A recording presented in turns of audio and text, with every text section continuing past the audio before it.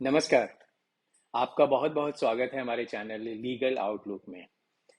आपको बताऊं कि ज़मीन से जुड़े और कब्जे से जुड़े मुकदमे में कई बार बहुत अजीब सी परेशानी आती है। और सबसे बड़ा सवाल जो उस समय होता है कोर्ट जाने वक्त कि ज़मीन से जुड़े मुकदमे में ऐसी क्या राहत कोर्ट से मांगी जाए, क्या प्रेयर किया जाए कोर्ट के साथ। और ये क्वेश्चन हमेशा एक यंग एडवोकेट को या जो मुकदमा करने आते हैं उनको ये परेशान करता है, चाहे वो ड्राफ्टिंग के स्टेज पे हो या अमेंडमेंट के स्टेज पे हो।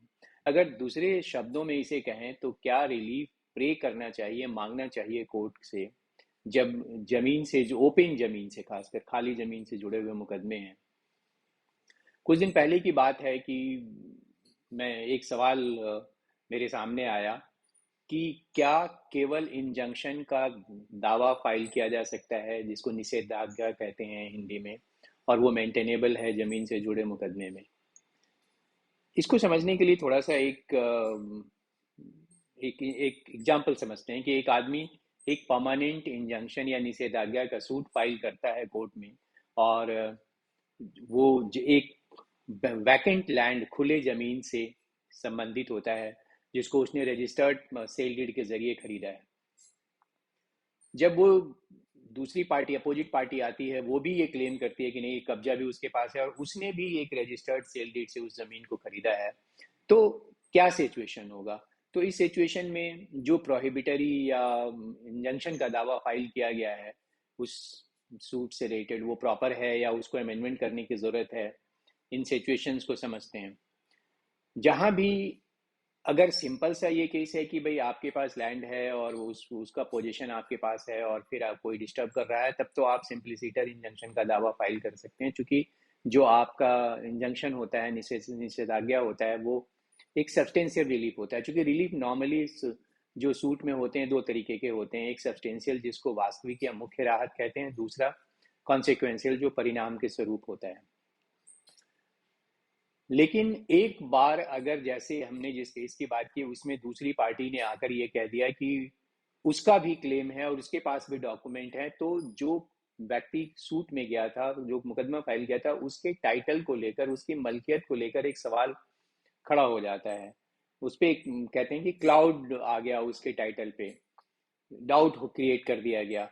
तो इस सिनेरियो में क्या होता है, क्या होना चाहिए। तो सबसे पहला सिनेरियो ये है कि जब भी, पहला केस ये है कि भाई आपने सूट फाइल किया और दूसरी पार्टी ने आकर आपके टाइटल को लेकर कोई डिस्प्यूट नहीं किया, तो भाई इस केस में इंजंक्शन का दावा मेंटेनेबल है। लेकिन ये बहुत ही रेयरली होता है। ज्यादातर केसेस में होता है कि दूसरी पार्टी आके, जो दूसरा सिनेरियो है कि दूसरी पार्टी आके ये कहती है कि मेरा भी टाइटल है, या वो ये कहती है कि नहीं नहीं मेरा भी पोजीशन है। तो अगर द मोमेंट आपके पोजीशन को डाउट कर दिया गया, तो आप एक रिलीफ चेंज करेंगे जिसमें ये होगा कि सूट फॉर पोजीशन भी अमेंडमेंट करके अपने प्लेयर को एक नया ले आएंगे। तीसरा सिनेरियो ये होता है कि वो टाइटल को भी डाउट क्रिएट कर देते हैं, पोजीशन को भी डाउट क्रिएट कर देते हैं। तो यहाँ पे एक डिक्लेरेटरी सूट होना जरूरी है, क्योंकि आपको अब अपने टाइटल को क्लियर कराना है। तो आप इमीडिएट अमेंड करके सूट को, आप डिक्लेरेशन का भी, कि भाई मैं मालिक हूं, ऐसा एक डिक्लेरेशन मांगना। अगर दूसरे एक दूसरे के पास कोई सेल डीड है, रजिस्टर्ड डॉक्यूमेंट है या किसी भी तरह का डॉक्यूमेंट है, तो आप ये भी डिक्लेरेशन मांगेंगे कि उसके उसके उस डॉक्यूमेंट को कैंसिल किया जाए या नल एंड वाइड डिक्लेयर किया जाए। तो फोर्थ सिनेरियो ये होता है कि जहां पे टाइटल क्लियर है और आप पोजीशन से बाहर हैं। मतलब सिचुएशन ये है कि प्रॉपर्टी आपकी है, उसके टाइटल को लेकर दिक्कत नहीं है, लेकिन आप पोजीशन से बाहर हैं। तो उस केस में जो सूट मांगा, जो सूट फाइल किया जाता है, उसमें बेसिकली दो रिलीफ होते हैं। एक तो सूट फॉर पोजीशन चाहिए, चूंकि आपको पोजीशन में चाहिए। दूसरा, उसमें हम इंजंक्शन भी मांगते हैं कि वो आदमी कोई थर्ड पार्टी इंटरेस्ट क्रिएट ना करे। तो ये बेसिकली ये चार सिनेरियो होते हैं। जब रिसेंटली मैं एक जजमेंट पढ़ रहा था सुप्रीम कोर्ट का, और वो बहुत ही लैंडमार्क जजमेंट है इस इशू पे, जिसमें अनाथुल्ला सुधाकर वर्सेस पी बुची रेड्डी 2008 का जजमेंट है, जिसको जस्टिस रविंद्रन ने लिखा हुआ है। जस्टिस रविंद्रन सुप्रीम कोर्ट में थे उस दौर में, और सिविल के बहुत अच्छे जानकार थे। और उन्होंने कुछ गाइडलाइंस भी दिए डिफरेंट डिफरेंट सिनेरियो को डिस्कस करते हुए।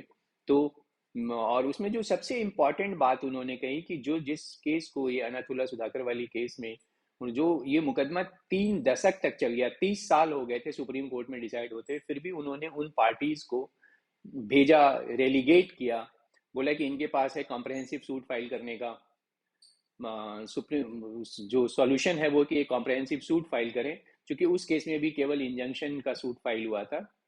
तो जो मुझे उस जजमेंट में ये लगा कि भाई 30 साल के बाद भी कोर्ट ने एक अपॉर्चुनिटी दी पार्टीज को कि आप कॉम्प्रहेंसिव सूट में जाइए।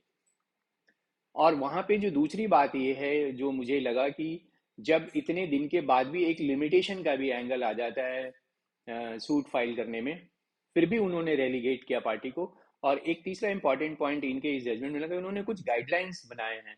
तो मैं अगले वीडियोस में इस जजमेंट को कंप्लीटली डील करूंगा, डिटेल में डील करूंगा, जिससे कि जब भी आप नया सूट फाइल करें, चाहे आप एक विक्टिम हो जिनके साथ गलत हो रहा है, या आप एक एडवोकेट हैं जिनको ये डिसाइड करना है कि जो किस सिनेरियो में क्या सूट फाइल करना चाहिए, या अगर सूट फाइल कर दिया है तो जैसे ही दूसरी पार्टी का जवाब आए तो आपका किस पॉइंट पे आप अमेंड कर सकते हैं, अपने प्रेयर को चेंज कर सकते हैं, सूट का नेचर चेंज कर दें, जिससे कि आपको वो सिचुएशन फेस नहीं करना पड़े कि अल्टीमेटली इतने लंबे सफ़र करने के बाद फिर आपको रेलीगेट कर दिया जाए, फिर आपको भेज दिया जाए कि नहीं जाए अब नए सिरे से आइए। और उस केस में एक लिमिटेशन भी बहुत बड़ा इशू होता है। तो ये मेरा पहला पार्ट है इस इंजंक्शन के सूट से रिलेटेड या डिक्लेरेटरी सूट से रिलेटेड।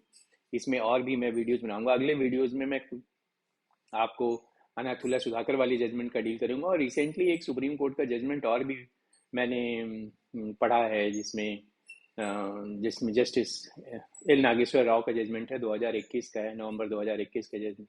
उसमें भी उन्होंने डिक्लेरेटरी सूट को लेकर जो बहुत क्लैरिटी लाने की कोशिश की है और क्लियरली डिस्कस किया है बहुत सारे एस्पेक्ट को, उस पर भी डील करूंगा, वो थर्ड वीडियो में होगा। आप इसको वॉच करते रहें, और कोई भी इशू है, कोई भी पॉइंट है, या कोई भी चीज़ आप बताना चाहते हैं या डिस्कस करना चाहते हैं, तो आप इस चीज़ों से रिलेटेड आप कमेंट सेक्शन में जाके लिखिए, मैं उन चीज़ों को डील करूंगा।